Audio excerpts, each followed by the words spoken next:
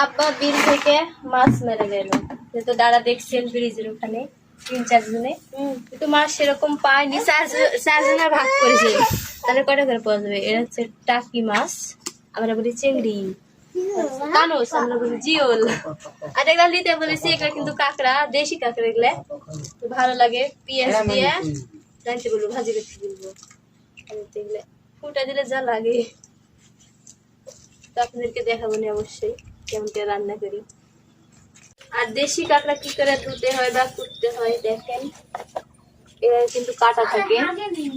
এরা আগে হচ্ছে বাড়ায় থেতা করে ভাঙিয়ে ফেলতে হয়, বটি দিয়ে আবার এবারে কাটা থাকে, ভেঙে নিয়ে। আর তো এটা কিন্তু পেট, এর মধ্যে কিন্তু এগুলো হলুদের মতন দেখা যাচ্ছে, এগুলো ফেলে দেওয়া লাগে সুন্দর করে, দিয়ে সাদা করে পরিষ্কার করা লাগে।